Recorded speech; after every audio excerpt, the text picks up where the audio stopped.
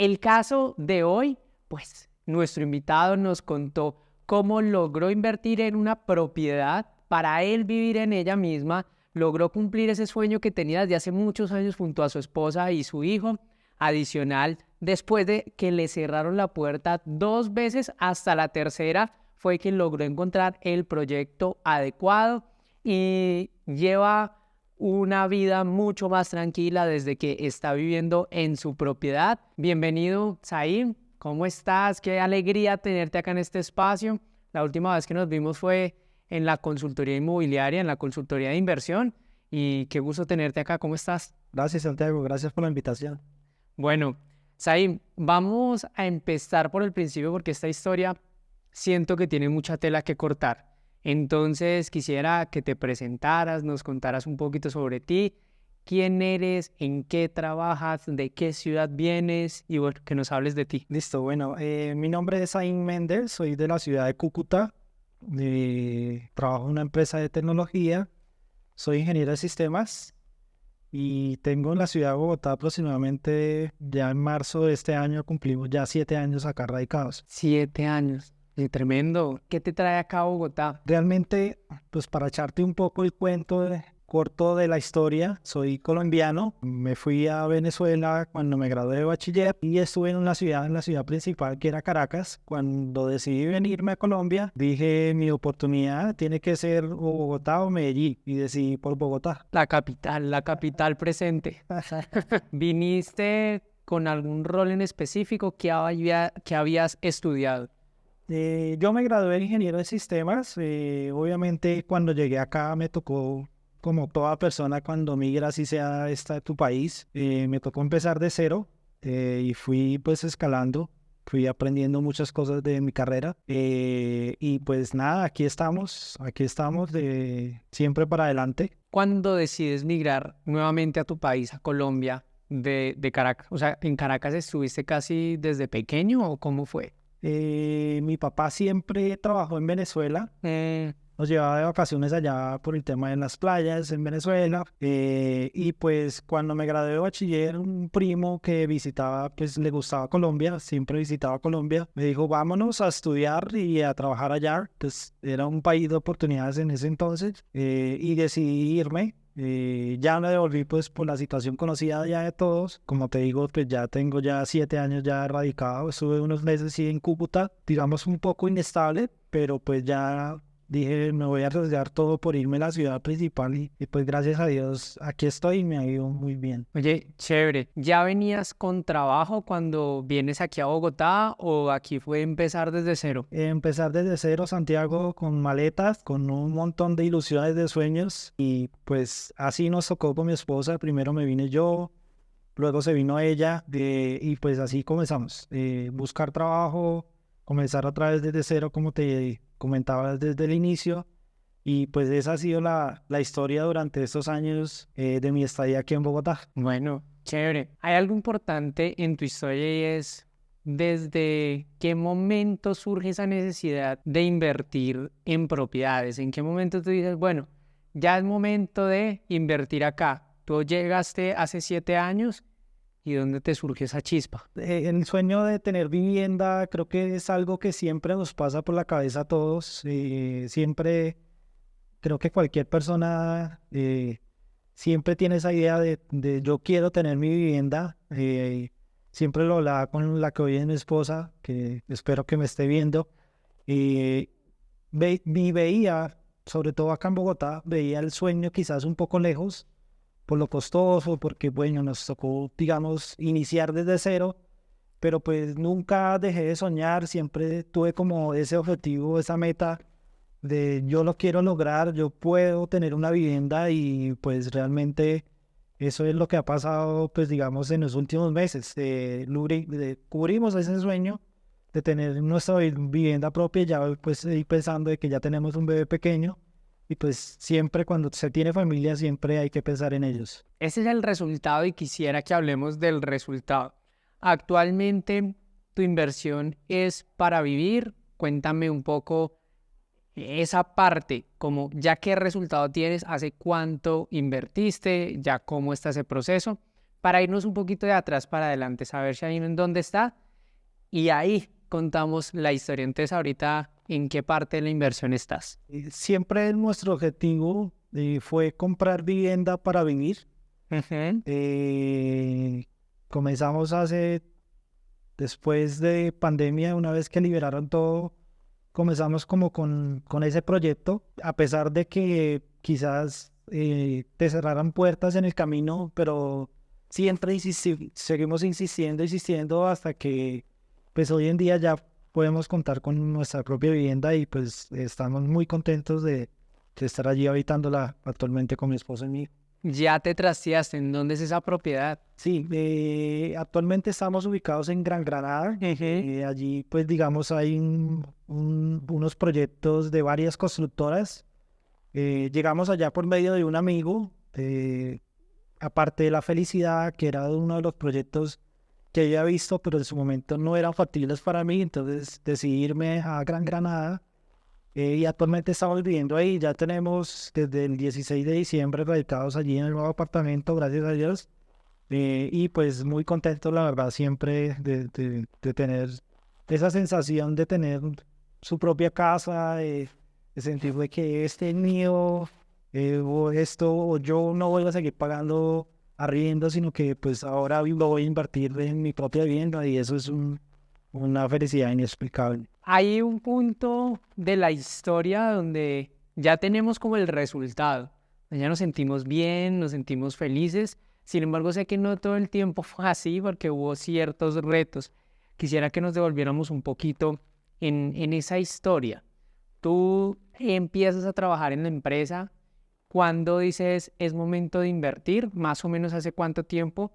¿Y qué tanto tiempo transcurre para tomar acción? O sea, para que en verdad empieces a buscar, empieces a encontrar como esas herramientas para encontrar la propiedad donde estás viviendo. Sí, realmente de la empresa donde estoy actualmente laborando, yo ya venía con ese proyecto con mi esposa. Desafortunadamente, cuando tocamos la primera puerta, me dijeron, no puedes, estás reportado. Y yo dije, wow, ¿cómo así? ¿Qué pasó? Bueno, sal de esa deuda, toqué una segunda puerta con otra constructora. Íbamos bien hasta que un día la constructora desistió por un tema financiero, porque no era factible para ellos seguir con el proyecto. Nos devolvieron el dinero y lo intentamos una tercera vez. Como dicen por ahí, la tercera va la vencida. Lo intentamos con la constructora, debo decirlo, constructora Colpatria, nos han atendido bien. Y pues gracias a Dios nos gustó el proyecto y decidimos irnos con ello. Eh, Desafortunadamente, pues para la constructora, como ya estaban en sus últimas fases de entrega de vivienda, nos dieron prácticamente 10 meses para pagar. Veníamos, pues obviamente con un ahorro de lo que nos devolvieron en la otra constructora, pues tenían un ahorro de cesantías, más otros ahorritos allí, pues pudimos cubrir la cuota. A este momento, pues ya la pagamos con la constructora. Ish, esta parte es importante y la historia de Saim siento que puede identificar a muchos de los que nos están viendo y escuchando, porque es un sueño que no es como que Saim dijo, ah, hoy va a tener vivienda, mañana encontró la constructora y pagó y ya. No, un proceso de perseverancia. La primera constructora te la niega, la segunda constructora ya no sigue el proyecto y te devuelve la plata. Y hasta la tercera que encuentras prácticamente entrega inmediata, ¿no? Esos 10 meses es un corto tiempo para un proyecto de vivienda nuevo. ¿Y era un proyecto bis o no bis? No vi. No bis. Entonces era una cuota considerable donde te aprieta un poco el tiempo. ¿Cómo sorteaste ese reto financiero? Fueron meses, no te lo voy a negar, Santiago, fueron meses duros, sí, de evitar pues, salidas con mi esposa, con mi hijo, quizás apretarnos un poco más económicamente para poder cubrir pues nuestro objetivo, nuestra meta, que era pagar esa inicial que habíamos pactado con la constructora. Pero sí, fueron realmente meses difíciles donde nos tuvimos, como quien dice, que amarrar los pantalones pues para cubrir con esa cuota. Claro, hablemos un poquito de esa parte financiera. ¿Cómo fue tu crianza en la parte financiera? ¿Tuviste de pronto tus padres el mejor ejemplo financiero, los ahorradores estrella, los empresarios, las personas que de pronto les sobraba el dinero? ¿O cómo fue ese anclaje de tus padres frente al dinero? Realmente la educación financiera no es algo que te lo enseñan en el colegio y mucho menos en mi familia. Eh, Creo que, digamos, esa educación financiera con el pasar de los años te vas dando cuenta de que a veces no todo es diversión o viajes, sino también hay otras cosas de por medio. Y pues, digamos, mi proyecto, digamos, educándome financieramente, estuve más o menos sorteando más o menos como unos 3 años, viendo apartamentos en ciertos lugares, costos, cuál se adecua a mis necesidades, a mi capacidad de pago, pero pues no es algo que lo haya aprendido en el transcurso de mi vida, sino creo que creo que en la pandemia a muchas personas les enseñó muchas cosas. Marcó como un antes y un después. Correcto. Te marcó como esa pauta de cómo ibas a seguir de ahora en adelante, porque pues la pandemia era una incertidumbre y no sabíamos hasta cuándo íbamos a seguir. Y pues eso era lo que teníamos en mente y pues hoy en día estamos felices. Bueno, no, genial. Quiero que hablemos un poquito de tu trabajo para ahí sí entender cómo viene lo del proyecto. Tu trabajo que hace parte como del ingeniero de sistemas. ¿Qué haces? ¿Cuánto ganas y cómo te sirvió estar ahí para comprar tu proyecto? Sí, yo trabajo para una empresa de tecnología, es una multinacional. El salario está alrededor de los 8 o 9 salarios mínimos aproximadamente. Pues recibo algunas bonificaciones, va a depender pues, de las ganancias obviamente de la empresa, y entre otras cosas, otros beneficios, digamos, extralegales que tengo hoy en día en la empresa. Y pues así comenzó, digamos, el proyecto o esa planificación que tuve durante ciertos meses, pues para llegar al resultado. Es interesante esa parte porque alguien escucha que alguien gana más de X salarios mínimos, alguien gana más de 5 millones, 6 millones, 7 millones. Eso gana un montón de plata y le quedó súper fácil comprar su propiedad. ¿Tú sentiste que estuvo fácil o qué reto financiero encontraste ahí? Realmente la incertidumbre de nosotros era el mercado financiero en Colombia y pues no solamente en Colombia, y yo creo que en otros países. El tema de las tasas era una incertidumbre fatal para nosotros. Yo veía esas tasas del 20, 24, 26, 28 y yo decía, Dios mío, señor, Sí. ¿cómo voy a lograr pagar esas cuotas si es que el banco llega a desembolsarme? Porque una de las cosas que yo veía mucho dentro de mi educación financiera era que yo no podía acceder el 30% de mi salario actual, pues para poderle pagar al banco que me prestara. Y eso fue una incertidumbre de varios meses, viendo si las cuotas, si las tasas bajaban, si no bajaban, si el Banco Central de la República, que es por lo que se rigen normalmente los bancos en el país, iban a bajar las tasas o no, y pues todo fue realmente cuesta arriba y pues fueron meses de incertidumbre. ¿Cómo lo sorteaste? Soy muy creyente, Santiago, confío mucho en Dios y pues nada, él es el que nos ha tenido hasta acá, y pues creo que confianza en lo que yo había pautado dentro de mi planificación financiera, porque tenemos, digamos, una planificación financiera en el hogar. Siempre cuando tuvimos ese objetivo, digamos, en mente, lo conversaba con mi esposa y le decía, tenemos que ir a adquirir vivienda solamente con las cuotas que decidamos pautar con la constructora. Para mí, a pesar del salario, como tú lo mencionas, era muy difícil para mí poder directamente a adquirir una vivienda con otras obligaciones financieras, porque realmente me iba a ver muy ahorcado con las cuotas.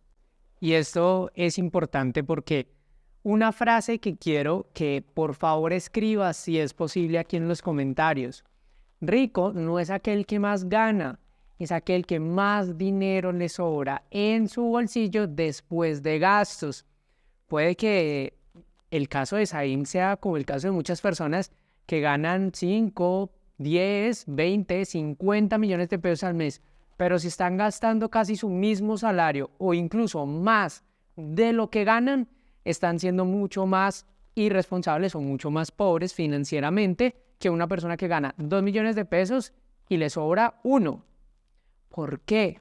Porque es que el que gana 2 millones de pesos y le sobra 1 tiene libre el 50%, mientras que el que gana 10 y gasta 10 tiene libre 0 pesos, 0 pollitos. Ahí es donde yo quiero hacer énfasis en que nuestra organización financiera es vital para que entre más dinero nos sobre, vamos a lograr nuestras metas financieras. Y yo quisiera preguntarte eso, ¿cómo aprendiste? ¿En qué momento te diste cuenta como, venga, aquí ya me toca mejorar mis finanzas, aquí me toca organizarme?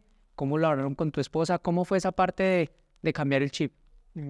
Como te mencionaba, Santiago, la ley está. La ley te dice que tú no debes de pagarle al banco más del 30% de tu salario. En el caso de vivienda no BIS, no conozco el caso particular de las BIS, pero esa fue mi proyección. Yo le dije a mi esposa, tenemos que sacar de mi salario actual el 30% y eso es lo que yo me proyecté para cumplir con las cuotas con la constructora. Y actualmente ese es mi presupuesto, de hecho, para pagar las cuotas al banco. ¿Y dónde aprendiste eso? Eso es una cultura que vengo escuchando en redes sociales. Llegué a ti y fue a través de tus videos me pude dar cuenta de que realmente era así con la documentación que podías conseguir en internet.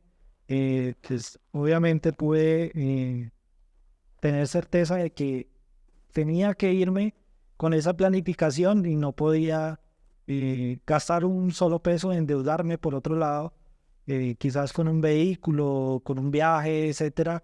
No podía llegar a endeudarme porque iba a ser muy cuesta arriba para mí. Es importante eso y lo dices con un énfasis muy grande y es la capacidad de endeudamiento es el famoso 30% que tú mencionas. Y la capacidad de endeudamiento es lo que el banco nos mide a nosotros como monto máximo a pagar una cuota mensual. Para vivienda BIS, son viviendas de interés social o viviendas sociales, tienes una capacidad de endeudamiento del 40% de tu salario. ¿Qué significa esto? Que si tú ganas 2 millones de pesos, tú tendrías el 40%, o sea, hasta 800,000 para destinar ese dinero para cuotas mensuales de tus obligaciones financieras. ¿Qué es una obligación financiera? La tarjeta de crédito, de repente un crédito libre inversión, un crédito libre destino, de repente también la parte del crédito hipotecario, un crédito de vehículo, cualquier tipo de créditos con una entidad financiera van a entrar dentro de esos 800,000 pesos. Aquí viene el punto de lo que se habla de que no nos sobreendeudemos, porque si yo pago 200 de tarjeta de crédito, pago 200 de un libre inversión y pago 200 de la cuota del vehículo, pues ahí ya son 600,000 de los 800,000. O sea que me tocaría solo 200,000 para el crédito hipotecario y con 200,000 pesos, créeme que no puedes pagar una cuota de un crédito hipotecario. Entonces, ¿qué hay que hacer? Liberar toda esa capacidad para no tener deudas, no tener tarjetas, no tener créditos vigentes al momento de la postulación al crédito hipotecario, la solicitud al crédito, y que de esta manera tengamos toda nuestra capacidad libre. En el caso de la vivienda no BIS o viviendas de altos montos, la capacidad de endeudamiento es del 30%. Entonces, tú va al mismo proceso. Si ganas un salario de aproximadamente 5 millones de pesos, el 30% es 1.500.000. ese 1.500.000 es ultra sagrado. No lo puedes comprometer en tarjetas, ni en créditos, ni nada al momento de hacer la compra de tu propiedad. Y eso fue lo que hiciste, liberar a su totalidad ese 30% para que pudieras hacer el proceso del banco. Una vez tú dices, listo, ya lo liberé, ¿cómo haces para encontrar ese proyecto? Ese proyecto, como te mencioné detrás de cámaras, llegó pues gracias a un amigo. Estuvimos allá visitándolo, vimos los proyectos porque debo admitirlo, son varias constructoras las que están allí construyendo en Gran Granada. Actualmente creo que son muy pocas viviendas las que quedan disponibles, pero realmente llegué, fue así. Toqué puertas, como te dije, desde un inicio con varias constructoras, pero finalmente pues acertamos con la constructora que actualmente nos vendió, pero de esa fue la manera en que podemos llegar al proyecto. Nos gustó la zona, era una zona tranquila, no es una zona muy comercial, pero pues es una zona que está en expansión a nivel comercial, etcétera, y creo que nos adecuamos realmente a la zona donde estábamos viviendo, y era muy cerca. Vimos que era una zona también cerca, para también cerca en Bogotá, entre comillas, hacia el trabajo, y pues realmente nos decidimos a adquirir allí sobre ese proyecto. ¿Cuántos proyectos crees que alcanzaste a tocar puertas, a preguntar, a cotizar? Estuve en pandemia, estuve tocando más o menos 2, 3 proyectos con varias constructoras en otros lados, a un promedio de más o menos 6 constructoras. 6 constructoras para llegar a donde invertiste. Correctamente. Entonces, porque hay muchas ocasiones que nos rendimos en la primera, segunda visita, no, o en tu caso que te dijeron en el primero, no, usted está reportado, entonces como no, entonces ya es imposible, ya eso no se puede, o en la segunda que te devolvieron el dinero, entonces hay algunas personas que dirán, no, es que sí, es que eso no se puede, eso, o sea, las constructoras no sirven, eso me devolvieron la plata, eso quiere decir que eso no es para mí, yo mejor me voy a un viajecito, mejor me voy, invierto esa plata en otra cosa, y de pronto pierden el enfoque. ¿Tú qué le dirías a aquella persona que de pronto le han dado un par de tropiezos? Las constructoras, los bancos, que dicen no, no, no. ¿Tú qué le dirías ya que pasaste por ese camino? Si realmente ese es su proyecto de vida, sigan adelante porque hoy en día la familia colombiana o el colombiano quiere adquirir un bien, y si ese es su proyecto de vida, si esa es su meta, si ustedes quieren llegar, no importa cuántas puertas, cuántas ventanas se puedan cerrar en el camino, pero síguelo intentando, es mi recomendación. Sígalo intentando porque yo sé que se puede lograr. Una vez ya encuentras el proyecto, ¿cómo haces para solicitar el crédito? Porque estabas en el proceso de liberar esa capacidad de endeudamiento. ¿Con qué banco lo eliges? ¿Cómo haces el proceso de crédito? Mis cesantías a través de esos años radicado acá en Bogotá, debo decirlo, me asesoré con un amigo que ya llevaba tiempo radicado acá y me dijo, ve con el Fondo Nacional del Ahorro. Decidí pues meter allí mis cesantías. Realmente no las he tocado a través de estos años, y decidir ir con el Fondo Nacional para el Crédito. Corrí con una persona que me pudo asesorar, que me pudo ayudar para tener la carta de aprobación. Ya después, con la carta de aprobación, se lo presenté a la constructora y le dije, señores constructora Colpatria, ya tengo la carta de aprobación, y pues vamos con este monto. Yo cancelo el 20%, en mi caso fue el 20%, el 80% con el Fondo Nacional, y hasta ahora vamos en proceso con el Fondo Nacional todavía, pero pues mi expectativa es que ellos puedan desembolsar en el corto tiempo. Bueno, no, está buenísimo porque quedaste con un 20-80. Regularmente, por ley de vivienda, es el 30% de cuota inicial y el 70% en financiación para crédito hipotecario. Con leasing puedes alcanzar un 80, 85, incluso en los mejores momentos se podía alcanzar un 90%. Entonces, que Sabi me haga haya logrado ese 20-80, creo que fue una muy buena jugada y te pudo ayudar mucho. Yo quisiera que me contaras un poquito sobre el siguiente punto. ¿Qué miedos surgieron en el proceso? ¿Cuáles fueron tus miedos en el proceso y cómo los superaste? Realmente mi mayor miedo era que el banco no me llegase a prestar el monto que yo quería. Yo quería, dentro de mis proyectos, le dije a mi esposa, yo en el 2023, 2024, quiero tener mi vivienda. Mi mayor miedo era que el banco no me aprobara el monto que yo solicitaba. Y de hecho, cuando yo decidí iniciar el proceso, el plan de pagos con la constructora, yo les dije a ellos, no me voy a meter con ustedes hasta tanto no esté seguro de que el banco me va a prestar lo que yo quiero. Creo que ese fue uno de mis mayores temores, porque siempre uno de alguna manera debe asegurarse que realmente el banco te va a prestar en ese momento, porque una de las cosas, Santiago, es que quizás el banco te pueda prestar el monto en el momento, pero si la incertidumbre en el mercado colombiano de las tasas eran muy altas, quizás eso te pueda venir a ti o lo pueda venir a uno perjudicando en el momento del desembolso. Y como te dije desde unos minutos atrás, esa era una de las incertidumbres que yo tenía porque no sé a qué tasa me van a desembolsar y si realmente el banco me está aprobando o me está dando un preaprobado o un aprobado, voy a llegar realmente a cubrir con mi salario ese monto que debo pagarle al banco una vez desembolsen. Sí, algo importante que tú ya lo mencionaste es liberar esa capacidad de endeudamiento y ya con eso tú vas teniendo esa flexibilidad y esa tranquilidad financiera de decir, bueno, si yo ya logré organizar mis finanzas personales, ya puedo cubrir la cuota. Y este es un error que muchas personas cometen y es pensar que los negocios inmobiliarios son negocios de estrategia.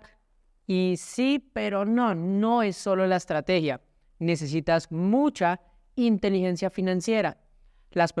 Algunas personas creen, no, deme el tip para, ¿cuál es la pregunta para? ¿Qué debo hacer? ¿Cuál es la mejor constructora? ¿Cuál es la mejor banco? Y por ahí no es el asunto es, ya organizaste tus finanzas personales, ya hiciste como Saín que logró estructurar sus finanzas para liberar su capacidad de endeudamiento y poderse poner bonito para el banco. Ahí está la magia. Si tú tienes buenas finanzas personales, puedes comprar la propiedad que sea, nueva, usada, la que tú desees, lo puedes hacer. Lo único es que debes organizarte. Ya con eso es la magia, ¿verdad? Correcto. Bueno, Saín, vamos a hacer un resumen de esta historia porque en verdad ha sido una historia que puede inspirar a muchas personas. Y el caso de hoy, pues nuestro invitado nos contó cómo logró invertir en una propiedad para él vivir en ella misma, logró cumplir ese sueño que tenía desde hace muchos años junto a su esposa y su hijo. Adicional, después de que le cerraron la puerta 2 veces, hasta la tercera fue que logró encontrar el proyecto adecuado y lleva una vida mucho más tranquila desde que está viviendo en su propiedad. Siento que esta historia te puede inspirar un montón, Saín. Este mensaje que le puedes dar a las personas que quieren comprar una propiedad para vivir en ella, ¿qué les dirías? ¿Cómo los animarías a que lo logren? Realmente es una educación financiera que debes de tener en tu hogar, poder llegar a tu objetivo, a esa meta que quieres de lograr tu propia vivienda. Y lo que le mencionaba a Santiago es organizar tus finanzas en función de la capacidad de pago que puedes llegar a tener desde el momento de los pagos en la constructora, como también los pagos que puedas realizar a los bancos o al banco que te pueda prestar. Ese es realmente mi recomendación, es planificarse financieramente para que no se vean ahogados en los pagos de las cuotas, en los pagos después del desembolso del banco y ese es creo que la clave para poder llegar a obtener su propio apartamento, su propia vivienda. Zain, muchísimas gracias por este espacio, por compartir nuestra historia y gracias a ti por mirarnos hasta el final, por vernos y escucharnos hasta el final. Si estás a través de YouTube, suscríbete al canal, activa la campanita de notificaciones porque todos los miércoles estamos subiendo un nuevo caso a nuestro podcast. Y si nos estás viendo o escuchando a través de Spotify, califícanos con 5 estrellas. Todos los miércoles vamos a tener una nueva historia para ti. Nos vemos el próximo episodio en un nuevo caso de casas. Chao, chao. Porque invertir en propiedades sí es posible.